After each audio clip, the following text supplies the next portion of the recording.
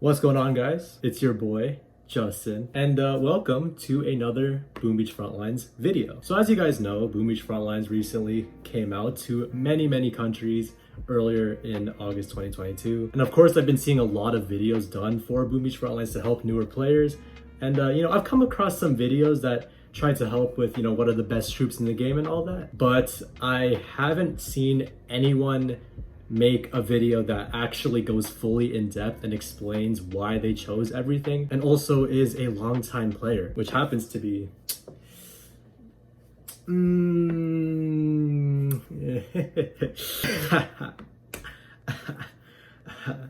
what am I doing with my hands?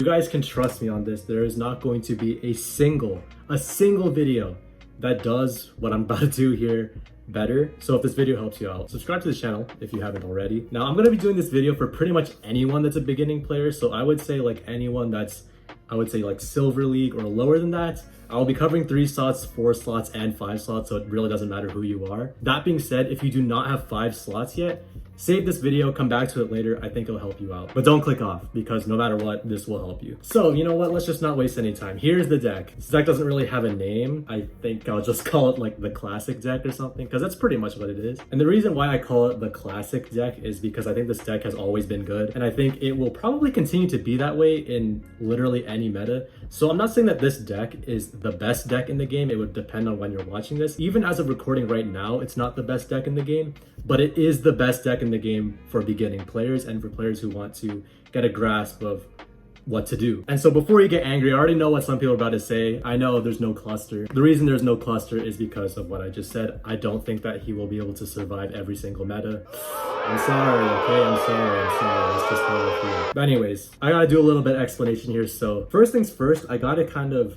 explain how the game is meant to be played. I know that sounds outrageous because you're like, oh, I know how to play this game. Come on, it's really simple. But some people just don't ever know what they're doing when they start out, and that's fine. I'm gonna explain to you kind of what you need to focus on when you're making a deck. It's not just like your 5 best troops, your 5 favorite troops, your 5 highest level troops. It's not really always about that. Your deck pretty much needs to cover every single base in the game. Now, there isn't any official terms for this, but I would say every top player kind of splits up the troops into 3 different categories. So we've got your main troops. Basically, the point of your main troops is to be on defense, kill enemies, try to capture points, pretty much everything that isn't offense related, like attacking defenses and stuff like that. These are the troops that you're pretty much going to be using most of the time. The win conditions. Your win conditions are your troops that you use on offense, so you take down defenses, take down vehicles, take down the HQ. Typically, anything that does extra damage to armor other than warrior is considered a win condition. Both main troops and win conditions are absolutely mandatory in your deck. Like, you have to have them. I mean, you have no choice unless what, you're gonna put 3 support troops in your deck?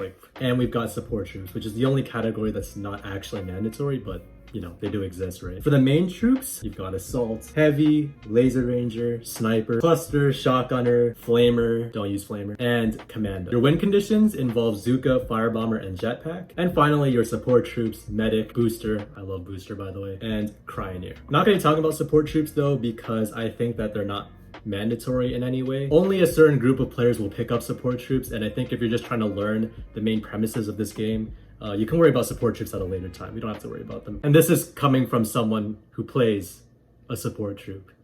In fact, like the biggest player of one of those troops. All right, starting out, if you have 3 slots, which I know a lot of people watching this who have just started the game, obviously you have 3 slots. Troop cooldowns are very irrelevant. They're so insignificant. You can pretty much put whatever you want. Just make sure that you have Zooka, as she's the only win condition you have available. If you don't even have Zooka, which means like you've literally just started, like you're at the very beginning, I guess Heavy would be your best alternative, but even then I wouldn't recommend them all that much. At that early on into the game, your best bet is to just stay on defense, grind out your munitions, and just get into as many armored cars as you can on offense. Not much else I can say for 3 slots. I mean, you literally just started. Just get into armored cars. Armored cars are just broken when you start out. All right, for 4 slots, again, make sure you have Zooka. You will always need Zooka. Always have Zooka. If you have Zooka available, put Zooka in your deck. And if you have Firebomber, please put him in as well. Decks should almost always have 2 win condition troops. And the reason for this is because if you go win condition troop once and you notice that on the field your best place to go on offense again, you need to pick another win condition. And if you don't have another win condition, then you're kind of in an awkward situation. So yeah, basically you just ensure that you have a second round of offense. Main troops, I would say, I think just Assault and Sniper are your best bets here. A few people have been asking me about Laser Ranger because people who've downloaded the game in early August, they've gotten access to Laser Ranger.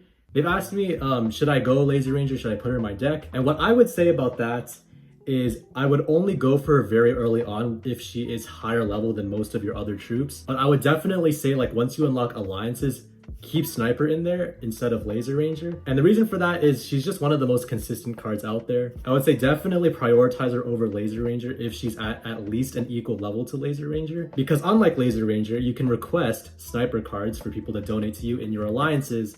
And since Laser Ranger is an epic, you can't request her. Rare troops are also just better than epic troops by default. Epic troops just have a really long cooldown. So there you go. And now for 5 slots. I don't think you have to rush getting 5 slots, but I would absolutely go for it by the time that you have these 5 cards unlocked. Now I know there's probably going to be some people who have all 5 deck slots available and you haven't unlocked Shotgunner yet. Just put whatever is the best troop there is in the meta currently. But yeah, I would say put Shotgunner in there for sure, and I'll explain why very, very soon. All right, so now I'm going to explain the troop explanations individually because I've given you the decks, but I need to fully explain why every troop is there. So for Assault, just an incredibly well-rounded option, man. He has fantastic troop matchups. Like if you think about it, he beats nearly every troop in the game. Really the only troop I'd say that almost always gives them a fairly hard time is Heavy, but you're never really going to be planning to play against Heavy very often. So yeah, he's not like hard countered by anything, which is great. I'd say he's just a perfect mid-range option, and you can't really go wrong with him. And also him being common is nice for cooldown as well. All right, Sniper. Sniper, plain and simple, best defensive troop in the game. She is just great for farming munitions. She's got fantastic range and also always consistent damage. And once you get used to her after a while, I would say that she has probably the biggest outplay potential out of any main troop in the game. She may have extremely low health, but if she's guarded by defenses, which she pretty much always is, then yeah, she is really difficult to approach. A lot of people starting out will request Sniper cards, and for good reason. There's really just no reason why you shouldn't have Sniper in your deck as a beginning player. Once you get really good at her, like sometimes you'll just feel borderline unstoppable, man. Okay, so for Shotgunner, she is your fastest troop in the deck. So whenever you're in a situation where you got to get to a point as soon as possible, Shotgunner is perfect for that. She's also the best option for kamikaze attacks, which you don't actually see a lot of new players do, but it can come extremely handy. Like if you need to run into an opponent's base with like a super airstrike,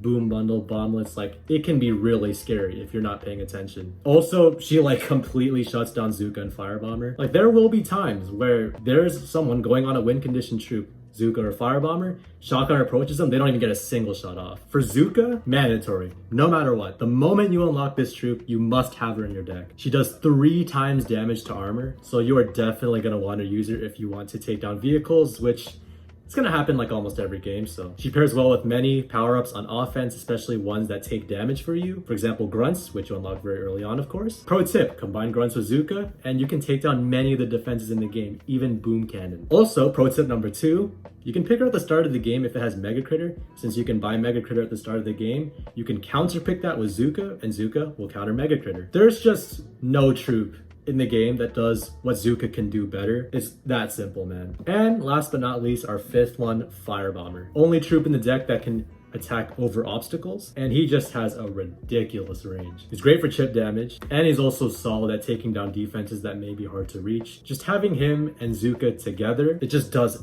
everything that you could need for the offensive portion in your deck. And that rounds it out. Assault, Sniper, Shotgunner, Zooka, Firebomber. That is the classic deck, or at least that's what I would call the classic deck in Boom Beach Frontlines. Hopefully that helps you guys out. Maybe I'll do some videos where I use this deck on my mini accounts, maybe do a bit of analyzing. That wouldn't be a bad idea, actually. Maybe people would watch that. Let me know if you would watch that. And yeah, that wraps it up for the video, but one last thing I gotta say, man. Thank you guys so much for 500 subscribers. Can't believe we made it there, and I'm already like on the path to 600 maybe. This overwhelming support that I've been receiving on the channel, as well as many people coming into the YCBCS server, I absolutely love it, man. I can't be happier right now. Make sure you guys stay tuned because for my next video, I will in fact be doing the updated troop tier list. A lot of people have been asking me for it, and it's definitely time that I do it, so make sure you stay tuned for that. Thanks for watching. Hope you guys enjoyed.